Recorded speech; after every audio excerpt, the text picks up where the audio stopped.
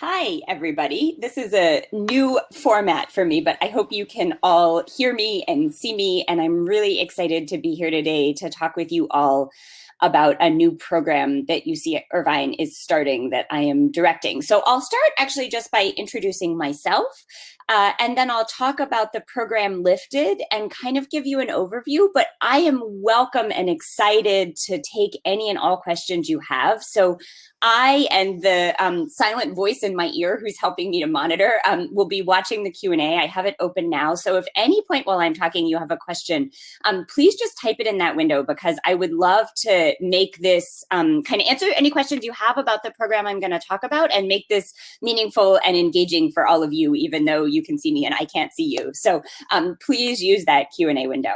So let me start by just introducing myself. I'm Karamet Ryder. I'm a professor of criminology, law, and society here at the University of California, Irvine. This is my 9th year on campus, and I'm really excited to be here today and excited to talk to you about this initiative. My work, my research concerns prison conditions and prisoners' experiences. Much of my work concerns what I call extreme punishments or extreme conditions of confinement, like what people experience with long prison sentences or in extended solitary confinement. So that's my research, but I got started in this work actually as a prison educator. I started volunteering in prison in college, got really interested in what prisoners experience and how prison education works. And I've taught in prison programs in New York and California and Massachusetts. And I am now involved in a UCI initiative to establish a bachelor's degree in prison in the state of California. And that's what I'm here to talk to you about today. I'm really excited to tell you about it, answer questions you have about it, give you some sense of how people might get involved if you're interested in that. So let me introduce not just myself, but the idea of Lifted. So the initiative I'm here to talk about is called Lifted, or Leveraging Inspiring Futures Through Educational Degrees. And it is the first UC initiative to offer bachelor's degrees to students who are incarcerated in the state of California. Now, you might say, why would the UCs do that? Why is this something we should support or be interested in? And why is it something I'm so excited about? And so I wanted to give you first a little bit of history about how this program came about and why now is the time for the UCs to be involved in an initiative like this, and why I think it will have significant value for the students who are involved and also for the institutional partners. So I'm going to tell you a little about that historical background, and then I'll tell you about the logistics of the program. What does this mean? What is it going to look like on the ground? So in terms of why now is the time, California has actually been a leader among states in the US in piloting and supporting programs to establish public higher educational opportunities for students who are incarcerated. So in 2014, California rolled out a program to support community colleges across the state in offering associate's degrees in prisons in the state. When I was in graduate school at UC Berkeley, I taught in what was then the only college program in the state of California. It was an associate's degree program at San Quentin State Prison, the only one in the early 2000s. Now, in 2021, every state, every prison in this state, 35 state prisons, have community college programs in operation on site. See change over the course of 5 years since legislative initiative in 2014, because the state legislature committed to funding community colleges to do this. And so California is a leader in the states in making community college coursework widely accessible to students across the state. That means that as of today, there are thousands of students in this state who have completed associate's degrees in prison, or immediately prior to release from prison, or immediately after being released from prison. And that is a really exciting moment. But there is a huge gap there. There is currently only one bachelor's degree program in state prisons in operation, and a second kind of coming into being. One is being operated at Cal State University Lancaster, and there's one very small program being offered by Pitzer, one of the Claremont colleges. But what I am talking about now is the UCs joining this small but growing community of people offering bachelor's degrees. So for these incarcerated students who finish their AA, the UCI program lifted will be the first UC program to give them a pathway to complete a bachelor's degree. And this is really exciting for a number of reasons. It's really important to have public education involved in these initiatives, which I'll talk about more. And it's also really exciting to see the UCs, because I think there's a reason California was such a leader in this program. And that's because California has a vision of higher education that I think is really powerful and unusual. And that's a vision that anyone from anywhere can earn a college degree in this state. And so we have this beautiful system where you can go from high school into a community college, and from a community college into a Cal State, and from a Cal State into a UC for a graduate degree. And so having the UCs involved in this movement to provide students who are incarcerated in education is really exciting, because it means those students will have opportunities just like any other student in the state, not just for community college degrees and Cal State degrees, but also for UC degrees and pathways potentially to professional or graduate school. So it's really exciting to see the state expanding the vision of who is included in that master plan that says anyone from anywhere can get a college degree in this state. And one of the reasons I think it's so important to include incarcerated students, sometimes there are questions, why incarcerated students? It turns out that I think there is increasingly widespread agreement in California and around the country that we have used incarceration inefficiently, that we've overused it, that we keep people in prison for too long, for crimes that are not as serious as we might think deserve the length of incarceration they're receiving. For instance, kids might be sent to prison for life. People in California until recently could be sent to prison for life for 3 nonviolent felonies.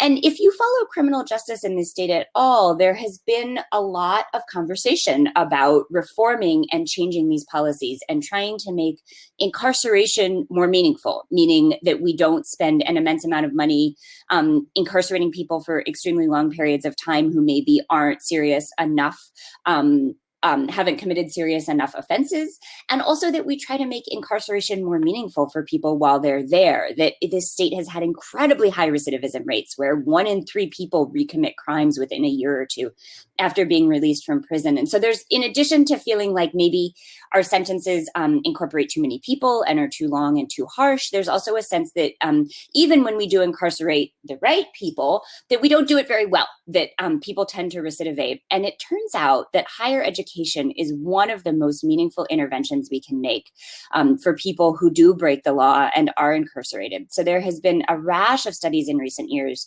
with showing the phenomenal results of providing higher education to people who are incarcerated. So, for instance, people who receive a college degree while in prison tend to have much lower rates of recidivism than people who don't. And of course, there are questions about, well, do people who actually manage to get the college degree, are they already less likely to recidivate? But over time, there have been more and more studies showing this outcome. So that's one really powerful effect.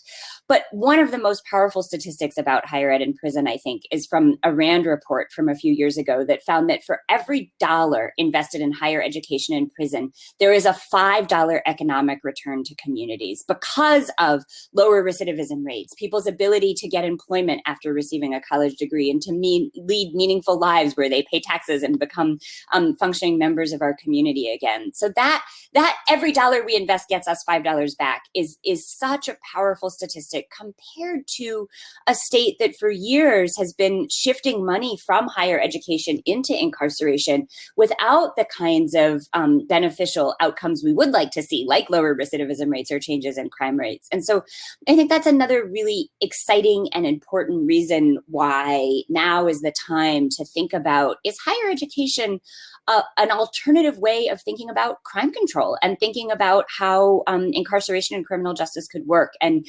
all the evidence to date suggests that it is, and that opportunities like providing opportunities for students in prison to get bachelor's degrees is just, it's an exciting moment to do that, and there's increasing support for it. And so that's why, as a professor at UCI, as a UC alum myself, I'm so excited to see the university kind of setting the way with this initiative to try to figure out how can we incorporate students who are incarcerated into our education system and be part of this statewide movement. I'm going to pause and take a breath. And just remind you all to please put questions in the chat. If you're here, you're listening, things I've said have raised questions, you're excited, you're curious, you're dubious. And then I will keep talking and tell you a little more about the specific logistics of this program. So I kind of wanted to give you a sense of why now, why in California, why the UCs, but we are, as I suggested, in the process of building a very specific program at UC Irvine that we hope will be a pilot project. And I got my first question. And I see it's a question about cost, which is great because I'm going to get to that. And then if I don't answer it completely, we can go back to it. But so what UC Irvine is working on building right now is a very specific pilot project that we hope will be a model for other UC prison partnerships across the state, so that this will be not just a one-time small project, but build an infrastructure to incorporate the 95% of people in prison who will ultimately be released, right? Even with the long sentences in this state, the vast majority of people in prison will ultimately come home to our communities. So we're talking about a program that's scalable in terms of we're going to start really small, but we hope that this will be a program that over time will give many more people in the state opportunities to earn their bachelor's degrees in the public higher ed system in the state. So our pilot project, we plan to admit 20 to 25 students to UC Irvine in fall of 2022, so a little more than a year from now. And I'll talk a little about this specific group of students because it's a very exciting model, I think. So we will be working at Richard J. Donovan Prison. That's essentially a medium security prison in San Diego County, just in the southern edge of the county, basically. And there isn't a state prison in Orange County. So this is one of the closer state prisons to us. It's about 75 miles. It turns out most prisons are in rural areas. And so most of these prison education programs, people do expect to travel about an hour or a little more to teach the classes. So this is actually kind of normal, even though it can sound far to people. So we'll be working at this prison, Richard J. Donovan Prison. And the really exciting thing about Donovan, people call it RJD or Donovan, is that there's been a community college there since the state rollout in 2014, 2015 of community college courses in prison. Southwestern College has been offering associate's degree coursework at Donovan to incarcerated students there. And Southwestern College has been a real leader in the community college in higher ed space in prisons in California, because from the get-go, they were offering courses that were transferable to Cal States and UCs. So some community colleges just started offering whatever they could get people to teach. But Southwestern was really conscious from the start that they wanted their students to complete associate's degrees and be able to transfer into the Cal States or UCs. So Southwestern College currently has a cohort of students who are completing an associate's degree in sociology at Donovan Prison. And it turns out Southwestern College already has a pre-existing relationship with UC Irvine also. They have in place a transfer agreement that guarantees that students from Southwestern College who complete an associate's degree in sociology will automatically be admissible to UCI to complete a bachelor's degree in sociology.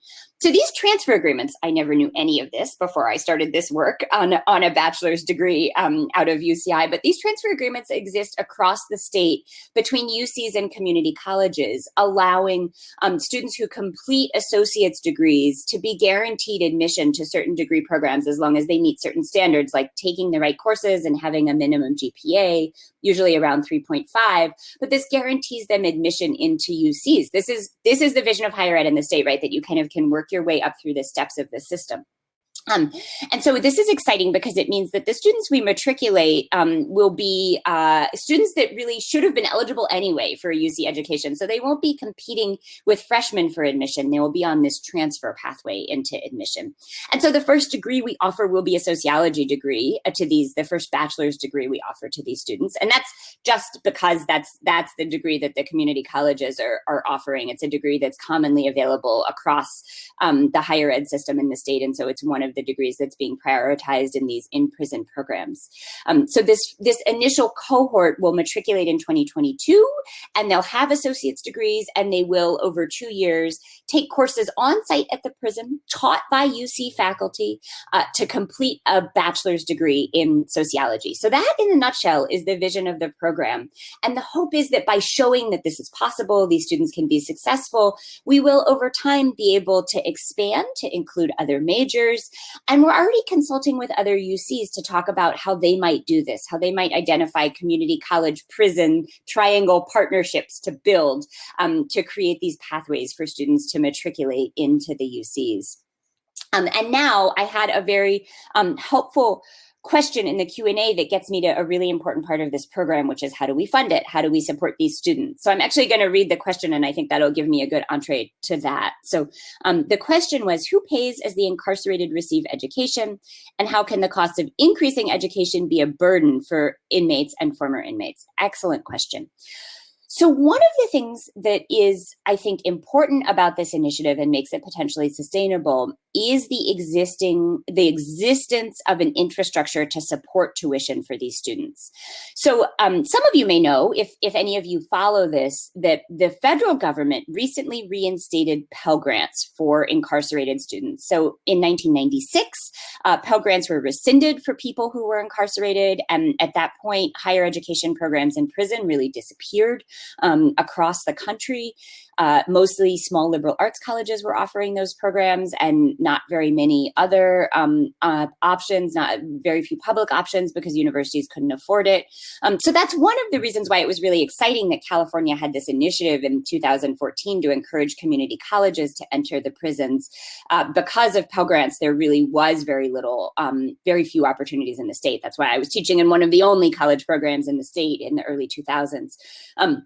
But California has an option that is even more robust than Pell for the students we're talking about working with. So Pell is great. That's a great kind of thing in the backdrop. It suggests, one of the things I've said about it is UC is on the right side of history.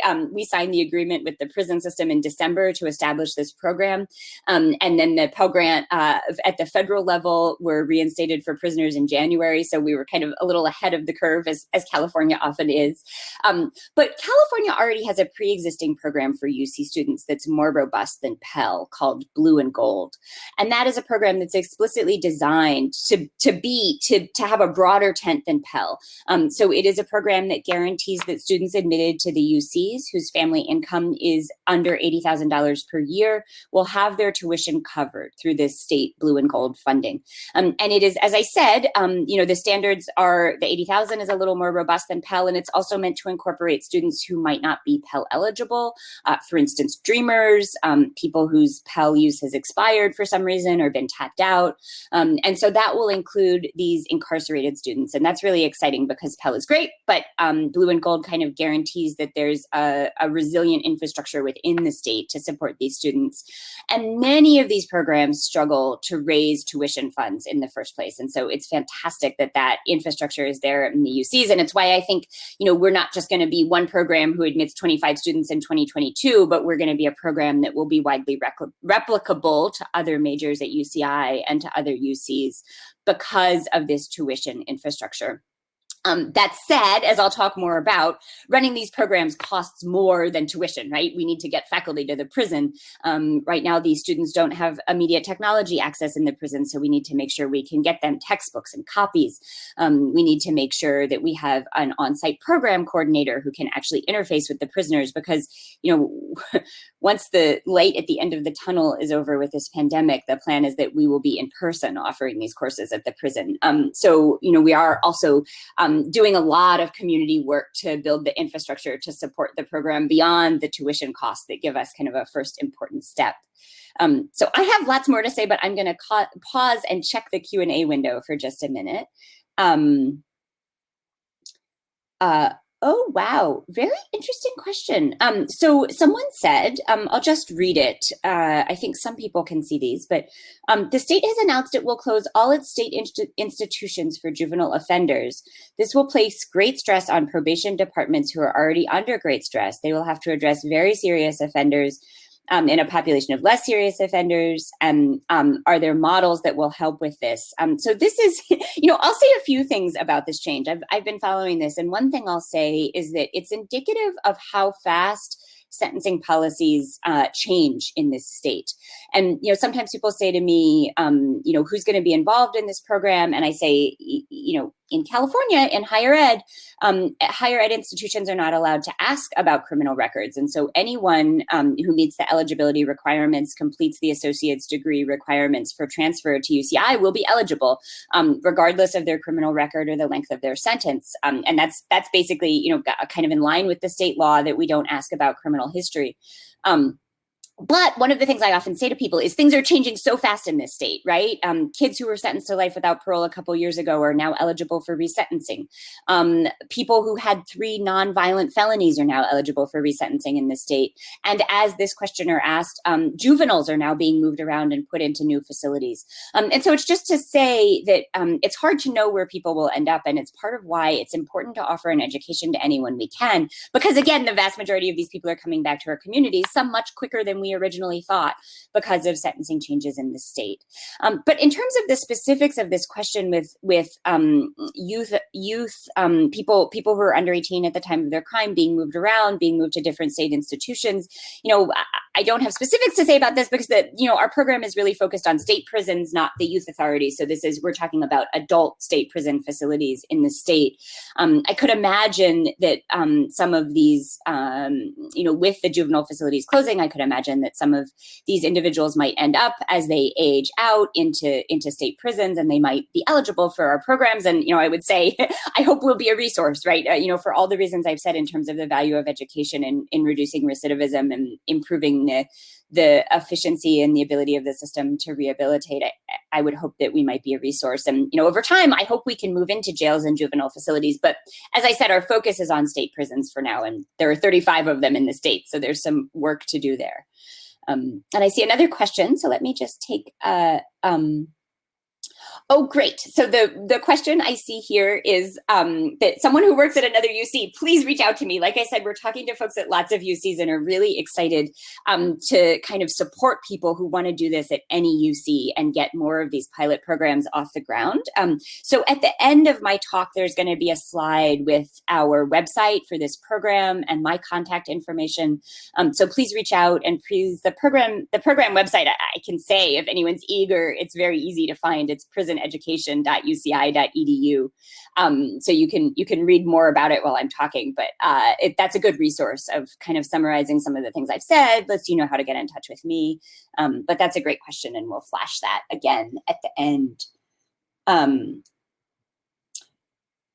So I'm kind of looking at my notes, and just to kind of overview, where I've been, especially if anyone else has come in during this talk. I wanted to talk a little about why now in terms of higher education in prison in the state of California, and the way funding at the state and federal level is shifting, and there's kind of increasing evidence base to suggest that this is actually an incredibly valuable, efficient model for improving kind of delivery of criminal justice, and makes our outcomes better if we can offer these higher education programs in prison.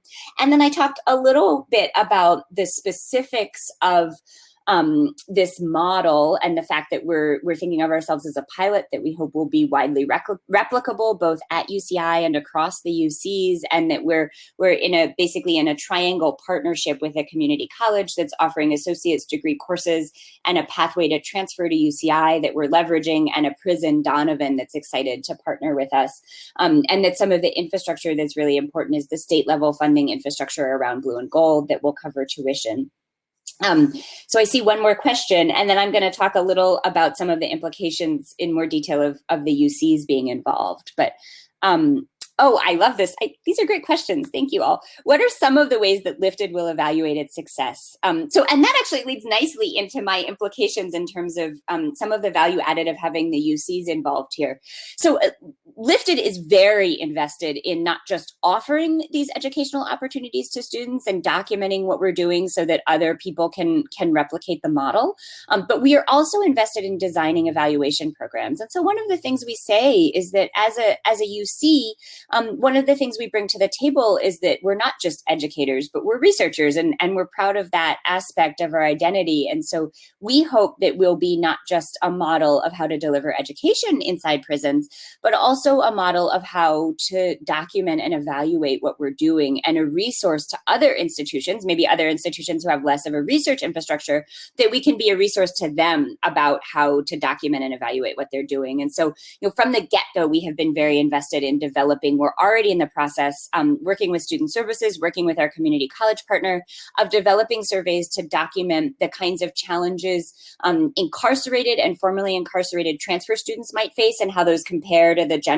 challenges transfer students face. So we're developing some surveys to do that and start to document that with our population even before we matriculate these students. So that's, just thinking about how can we as researchers contribute that. Is that a survey that can then be used in other programs around the state to identify specific needs, work on addressing those needs? And then, of course, with the program, we're actually talking with a number of different potential outside evaluators about developing not just, within our mode, but partnering with other kind of established independent evaluators to develop, to evaluate our model and look at how successful are our students, where do they go, what do they do, right? The same way you would evaluate any other educational program. What are their graduation rates? What are their GPAs?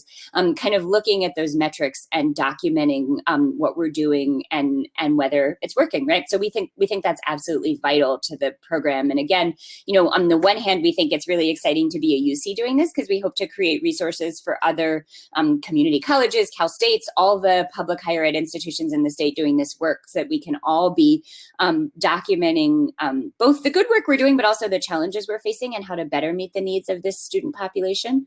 But also kind of thinking about partnering with independent evaluators to do that evaluation work.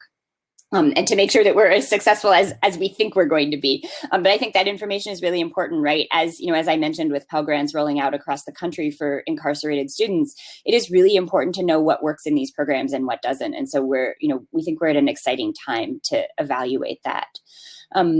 Another really important piece of having the UCs involved that I'm always really excited to talk about is that it gives students a pathway not only to a bachelor's, but to graduate and professional school.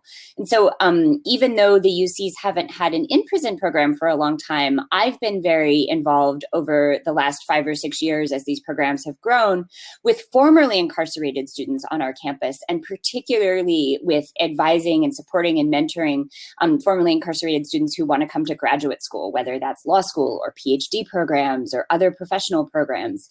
And I think that's a really important kind of longer term vision of change, because if we have 95% of the hundreds of thousands of people who are incarcerated every year coming home, one of the questions is, how do we reintegrate them into society and reduce the stigma they face? And I think one of the really powerful ways to do that is to give them pathways to professional careers and socially meaningful leadership positions, where you meet someone who is doing good work and you're surprised to find that they had a criminal record, right? And then I think that kind of shifts the perspective. It has for me, right? As someone who has mentored just phenomenal students who I'm amazed by what they've overcome, who are very different today than they were 20 years ago and are now pursuing law degrees and PhDs, and often doing really powerful community advocacy work also around criminal justice issues. And so I think that is another really exciting piece of this program, is that it's opening the door not just to the bachelor's degree, but to really thinking about how do we support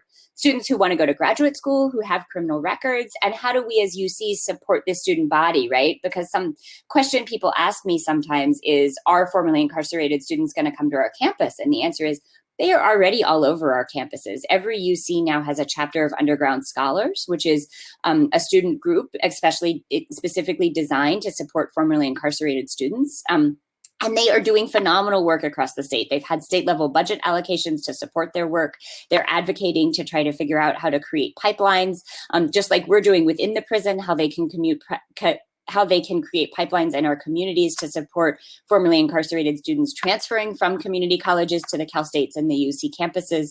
And they're, these students are in our communities doing amazing work and establishing that they can put tough criminal histories behind them and turn their lives around. And I think their stories tend to be really inspiring. And so, that's another piece of this is creating, creating the infrastructure, not just in prison, but on our campuses to support these students who are already here. So I see I have another question, so I'm going to pause. Does your education initiative have evidence-based research that cross-references with cognitive changes in criminal thinking and behaviors? Great question. And this is a place where we really want to develop the research further, right? So we're really interested in exactly these questions. What kinds of, sometimes we call these actually non-cognitive factors, right? Like what are the emotional factors? What are the challenges that these students face in pursuing an education in the first place? And if we can understand those, can we design programs that are more likely to make them successful, whether they're incarcerated or whether they are among the growing numbers of formerly incarcerated students on our campus? And what works, right? Like what kinds of educational delivery models work? How do we support these students?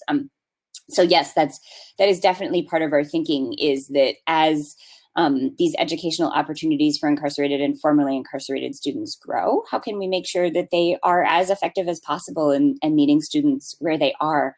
And again, this is a place where I'm so excited to be doing this from UC Irvine in particular, which I think has been a real leader in the UC system, developing programs for student populations that traditionally do face challenges in earning bachelor's and graduate degrees, especially in the UCs. So UCI has just a fabulous student success initiative programs with specific programs targeting veterans, dreamers, first generation students who are the first in their family to go to college, former foster care students. And what our campus programs have established is that all of these student populations face specific challenges individual to their histories of trauma that they've experienced, and that creating groups that support them and target their specific needs are incredibly powerful to their success, to their ability to graduate, earn degrees, get jobs, bring in incomes. And I think that's why UCI is such an exciting place to bring formerly incarcerated and formerly incarcerated students into that student success initiatives model as a particular student group that historically has faced real challenges in completing educational degrees and thinking about how to document what it is that helps them succeed, and then how to provide that to them. And so again, it's a place where I'm really excited to be part of UCI and seeing them at the forefront of these kinds of initiatives, because I think it's a university that's proven that they care about these issues and they know how to do this work. And it's exciting to have those partnerships and work with leaders in offices like student success initiatives. I'm pausing to give folks a chance to type in their questions. And looking at my notes.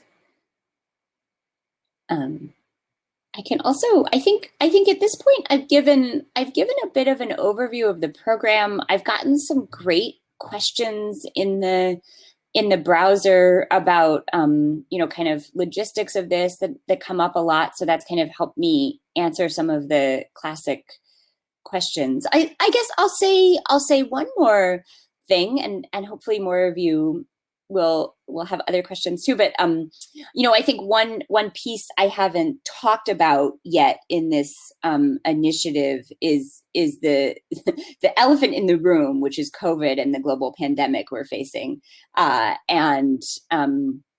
I think that has really shifted the program in lots of really interesting ways. And so it's worth spending a minute talking about that. So, our initial hope with this program, we've been planning this for a few years now already. And our initial hope was that we would be offering courses on site at the prison by now, that we would have matriculated these students earning their AA in sociology to UCI already.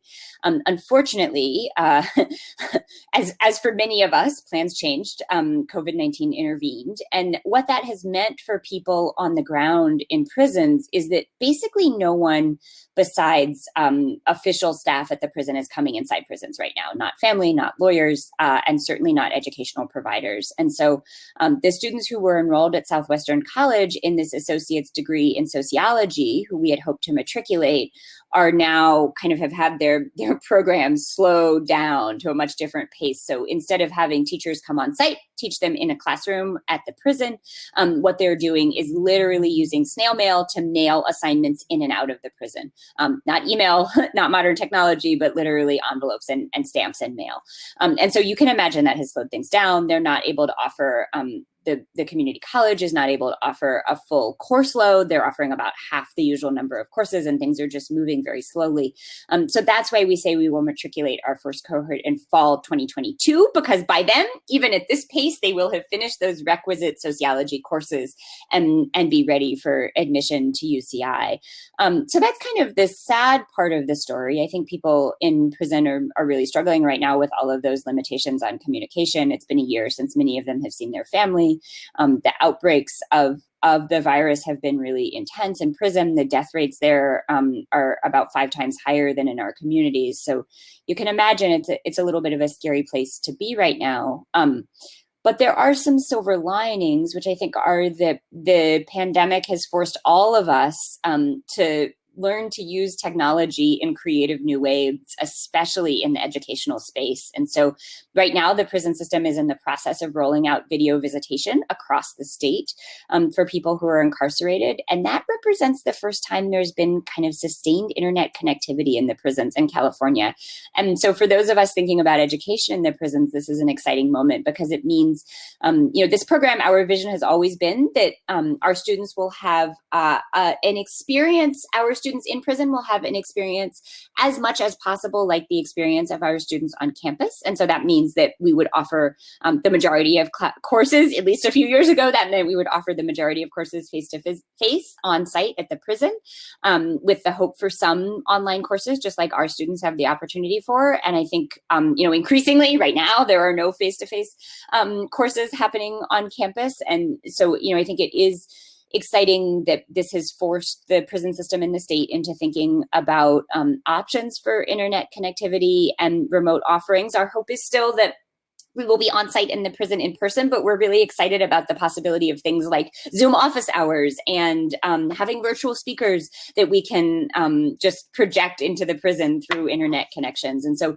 that's, in some ways it's too bad that we've been slowed down. In other ways, I think we're excited that hopefully it will mean kind of building a better infrastructure for delivering a wider range of modalities of courses. So I see I have another question here. I love this question. What advice would you give to someone who is interested in working with current and formerly incarcerated students?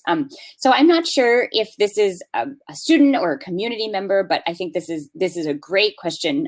One, I will pitch the Lifted program first and foremost. So at the end, you'll see again the link to our website. But there, we not only have information, but we have a link to join our mailing list. And as we get off the ground, we hope to be starting to have a regular newsletter and to have many more opportunities. I think community investment in these kinds of programs is absolutely vital. And I love talking to community members about this, right? We hope that we will have graduate students and undergraduates working as teaching assistants and learning assistants in these courses, just as they would on main campus. And that will be one way to get involved.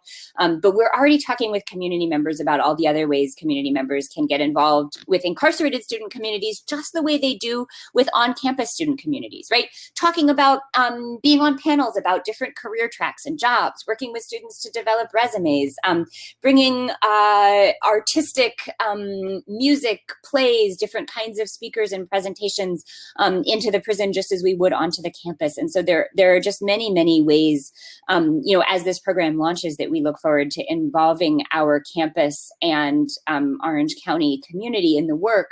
We also are fundraising to support the work, so that is another way. If you are a student on the UC Irvine campus, there's currently an undergraduate student group called the Prison Education Project that corresponds with students who are incarcerated, sends materials into them in normal times. They teach courses in the prisons, kind of job training and various courses of interest, not for credit bachelor's courses, but other kind of extracurricular courses of interest to incarcerated students. So those are a few different options to get involved. But again, I would point you to the Lifted website and our newsletter, because this is kind of a thing that we are constantly thinking about and excited about, is developing a network of folks who want to support these communities. And I see I have another, I have a couple questions. Oh, great. They're flying in. Let's see. You said this program is currently geared for adult prisons. What's the average age of those who want to be or will be applying for this program? Great question. I should, as someone who studies prisons, I wish I had the exact number for you off the top of the head, but my instinct is that the average age of people incarcerated in state prisons in California is like in the 30s somewhere. We could look that up and see if my best guess is right, but that's around my sense of the average age of the students will be thinking about matriculating. But there is wide variety. Basically, once you turn 18 and sometimes even a little younger, you can be sent into the adult prison system in California. And of course, some people are serving very long sentences. So we could have people in their 50s or 60s who are enrolling. So I expect it will be fairly variable. One of the things I often say about prisons is that we have in this country millions of people who are incarcerated and pass through the system each year. In California, we have about 100,000 people in state prisons. And so while one kind of wants to stereotype about the average prisoner, in fact, when you're talking about incarceration on that scale, prisoners are incredibly varied in terms of demographics, race, age, background, and that's what I know of the cohort we hope to matriculate. Also, pretty varied in terms of age, race, background. The vast majority from Southern California, because this is a prison in Southern California. But those are great questions. And as I said, the state doesn't allow us to ask about criminal histories. We don't ask about race or age, and age is not supposed to be a factor in college admissions, right? So all of these kinds of characteristics that are interesting to understand would not preclude anyone from enrolling in our programs, just as they wouldn't preclude a non-incarcerated student from applying and enrolling at UC. Okay, so I see some more questions. What barriers of mental health and of the well-being of incarcerated hinder the program? And how can motivation and inspiration to seek education be cultivated, whether through career planning, counseling, or actual rehabilitation services? Those are great questions. And I think on the one hand, students, incarcerated students and formerly incarcerated students do face immense barriers to completing their education. And they are both, I think, internal and external, right? On the external side, we know that they face challenges needing to find employment and juggle employment with enrolling in school. That can be true in prison also. There's actually a bill pending before the legislature to make full-time enrollment in school a replacement for having to have a full-time job in prison, so that students can focus more while they're in prison, just as we would want them to focus, if possible, in our communities. Housing, these are all kinds of barriers that make it hard for people to focus on their education. And we know that these student populations are more likely to face these kinds of challenges. But another, I think, area of increasing attention is just the histories of trauma that people who are in prison tend to have experienced in their communities, maybe growing up in high violence areas or with histories of abuse before they were ever incarcerated. I think now, with the toll of the pandemic in prison, where the infection and death rates have been so high, we're going to see a whole other layer of trauma that people are experiencing and coping with. And so that's some of the work we want to do, right, is document, are there specific traumas that are making it hard for people to pursue their education? And are there ways that we can address those, just as UCI has done with, say, veterans and foster youth? So that's, I think that's an important question, and one we really hope we can support our students in working through. I think another challenge is that, the literacy rates and education rates in prison tend to be really low. When you look at averages, that, you can see that people have like average elementary school education completed. And so some of the work and some of the challenge these programs face, especially around the country, is just getting incarcerated students to the place where they're ready to enroll in college. And I think part of what's so exciting and why we're so lucky in California and at the UCs is that the community colleges have been doing that work, right? So the state prison system requires people to earn a GED or high school equivalency while they're in prison. But now the community colleges, I think, have been doing the work to fill the gap between that GED and being being ready for college level coursework, such that by the time we matriculate these students for a BA completion program, the hope is they really will have done a lot of that work to be prepared, because we do know that these are students who tend to have fallen through the educational cracks in various ways and maybe have had a lot of bad experiences with education. And so some of this work is to demonstrate that we're committed, we're going to stick with it, we're going to support them through those challenges. The little rush of questions slowed down, even as I see there are more people in the room. I'm going to pause and take a sip of water and see if any more questions are percolating.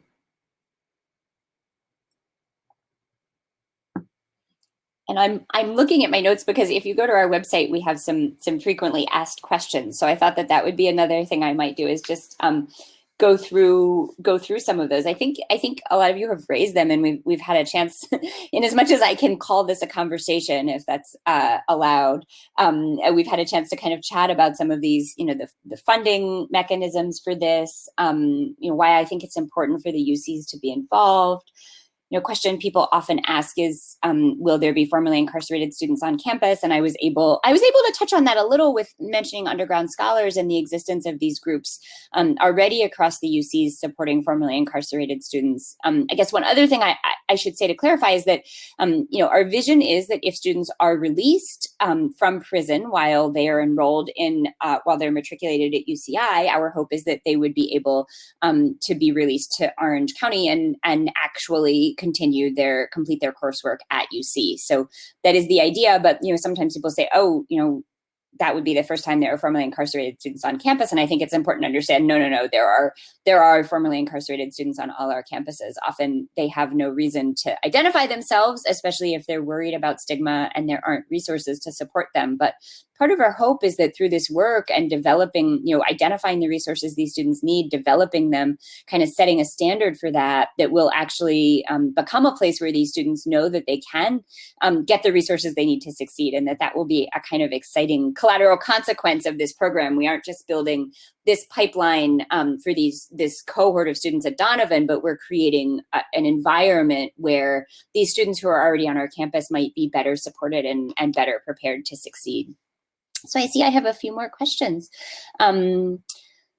How will the program support students with barriers to employment? This is a great question. And this is one of those, right? When I say, okay, we need to figure out what the challenges these students face are, and we need to develop student support services to address them. I think one of the big challenges I suspect we're going to hear as we talk with this population is that when you have a criminal record, background checks are increasingly common, and that's a real challenge students face in seeking employment after they earn a bachelor's degree. And so I suspect, again, this is going to be very student driven, and we want to talk to these students and make sure we're addressing their needs. But I suspect a real challenge that we will be addressing in student services and counseling with these students is how to ensure that they have employment options. And it's something we talk about a lot.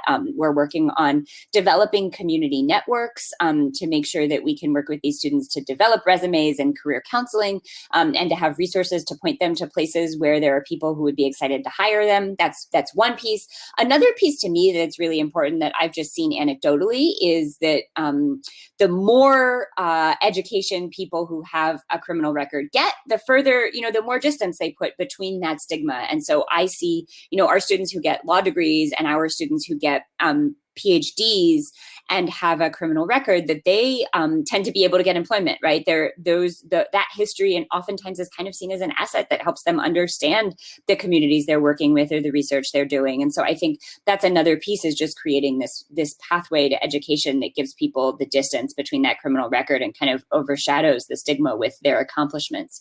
So that is work that we are very aware of and continuing to do and develop.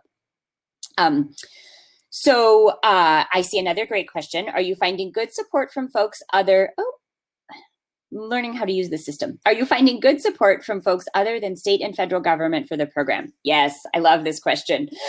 So as I said, I am ever the optimist, and I am so excited about the state and federal support that exists through Blue and Gold and Pell Grants for these students, because it gives us such a leg up in trying to establish this program. But we are, a lot of our work is around fundraising and developing, not just fundraising to get this program off the ground, to make sure that we have a counselor counselor in place and that we have a program director in place, even for our first small cohort of students. But fundraising to make sure that we build a community of local supporters who are invested in this over the long haul. Because as with any group on campus, while tuition dollars support the basics of education, everyone in the UCs is raising money to support everything that makes an education in the UCs so robust. So to make sure that we can do things like bring speakers in for these students, make sure that we can support the faculty teaching, to cover their transportation costs to the prison, which are never going to go away. So there are, I'm partly saying, some additional expenses to running these programs that we think we're always going to need to support, and that we will always need some community support for that. So that's another way to get involved, right? We are working really hard with local community foundations, trying to develop an infrastructure of ongoing small donations to make sure that we have support for this program over the long term to make it sustainable. And the bigger vision, of course, which I haven't really adequately highlighted, is that once we have, it's hard to say allocate a counselor and allocate a program director for 25 students when we're the UCs and UCI has thousands of students coming through every year. But the vision of this program is that over time we'll be serving, not 25 students, but a few hundred students, right? We'll have pipelines of sociology students, and we'll have other majors on offer, and that this will be a program just like UCI now has a robust program with dozens of former foster youth and a robust program with dozens of first-gen students, that will have a similar program for incarcerated and formerly incarcerated students. And it will be part of the university budget, that these students will be seen as part of the community that we need to support, and they will be wrapped into the budget. And I think, again, it's why it's an exciting time to do this, because the state has been allocating, support for things like the community colleges offering courses in state prisons, the underground scholars support across the UC campuses to support those student chapters have all gotten state budget allocations. And so over time, the expectation is that as we demonstrate success, this program will be supported internally and by state budgets. Although, again, I think it is critical to have a kind of infrastructure of local community support who both, give a buffer to support the program financially as it needs it, and to buffer it from the winds of politics, and also to give students the kind of community networking support they need to get jobs and feel welcomed back into their communities. And there are more questions as the time clicks on, so let me try to go through them a little more quickly. So there's a question here: is there any potential for working with groups such as Homeboy Industries, Father Greg Boyle, extending educational opportunities to folks who are no longer in the prison system and really would benefit? I love this question, and this is absolutely part of my vision, and I'm a big fan of Homeboy Industries, just to share my biases. But our vision is that as we build, right, as we build this community of incarcerated and formerly incarcerated students at UCI, that we will be a hub that other students who maybe have a criminal record or in completing an associate's degree at local community colleges, or finishing a bachelor's degree at a Cal State and looking to graduate school, that those students will understand that UCI is a place where they will come and be supported. They will have a community of people with similar experiences to work with and mentor them.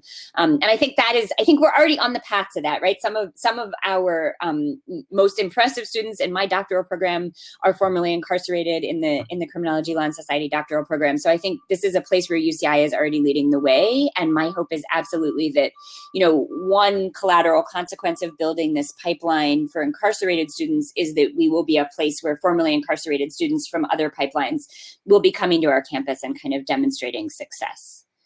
Okay, and I see one more question. I work in the juvenile court representing kids and parents, many of whom have criminal records and can't get hired. Will there be entrepreneur mentoring and education to help them start businesses? Oh, I love that question. Yes, I feel like this is where I'm most excited about our fundraising, actually, is when I talk to folks who work in corporate giving, right? Who are excited not only to financially support the program, but are also thinking about how can we establish pipelines for these students, right? How can we establish mentorship? How can we make sure that we're we're talking about, supporting these students in figuring out how they can be employable, whether that's creating pipelines within industries where traditionally these demographics haven't been welcomed, or whether that's supporting these students to develop their own businesses and models of working. So I think that's a great point, and maybe one we should think about more is developing that entrepreneurship, that really is often a way. I think some of the most inspiring work, formerly incarcerated students who found their own community organizations, or found, sometimes it's nonprofits with advocacy agendas, but sometimes it's just businesses that they face less stigma because they don't have to do a background check if they're running their own business. So I think that's an exciting point. I see one more question. So this says, a friend observed that a lot of the minimum, they jump around. A friend observed that a lot of the minimum security inmates to have drug use related cognitive issues that block them from benefiting from conventional instruction, but that by observing and adapting, he could usually work around these issues. Have you found a need for that type of adaptation? That is a great question. And that's exactly why I think I sort of alluded to this idea that we want to be systematically interviewing and surveying these students and understanding what challenges they face. And we often talk not just about, we talk about cognitive and non-cognitive challenges. And I think it is really important to understand, things like I mentioned history of trauma, but history of drug abuse. Traumatic brain injury is really common in prisons, it turns out. And so that is certainly a barrier that these students might face and will require, I think, specific, kind of addressing specific needs. And our hope is really, again, that as a UC who's both, we have people who really care about and develop educational programs. We also have people who care about and develop research programs, that we'll be really well positioned to help develop models that will address these particular kinds of challenges that we hope other people will be able to use. I think, did I miss a question? I think I got them all. Are there any more questions? I am watching the clock tick down. And I see, great. And I just got to see the discussion forum too. I'm learning how to work this system, as are you all, I think. I'm looking at my Q&A just to see, but it seems like people have been able to ask a lot of their questions. And yeah, I think I'm going to give people one more minute, and then I think we're actually going to move to the closing slide, just so I make sure, give you all a minute to actually see the website link instead of me saying it quickly, and give you our contact information. Just so I think we will go ahead and move to the closing slide. Thank you all for being here today, for your thoughtful questions, for your support. Like I said, I'm really proud to be a member of the UCI community, and proud of the support that this community has invested from faculty who are knocking on doors to teach in this program, to deans who are supporting it by promising faculty will be able to teach in it, to administrators who are figuring out the logistics. It's to alumni who are just seem really excited to support this program and find out how to be involved. So I'm proud of this institution and excited to see where this goes. But now I think you can see my final slide is up. So for more information about Lifted, including ways to support us, please visit our website, prisoneducation.uci.edu. A lot of the things I talked about are there. You can see, if you want, you can see the ceremony we had with some state figures, and including Senator Cory Booker joined us to sign a memorandum of understanding with the prison system. You can read more about the facts and kind of the basics of the program. And there's a donation link and a link to sign up for the newsletter we're going to be launching soon. So please do visit the website if you're interested. We have a growing Twitter account at UCI.lifted, so at UCI Lifted, so that's another good way to keep in touch with us. And then my contact information is at the bottom. Please feel free to reach out to me from here or other UCs if you have questions about the program or questions about how to be involved. Like I said, I think building a robust community network of support is just critical to this. So I welcome your individual notes too. And thank you all so much for taking the time to join today. I really appreciate the really thoughtful questions and just spending time in the room at this crazy time to hear about this.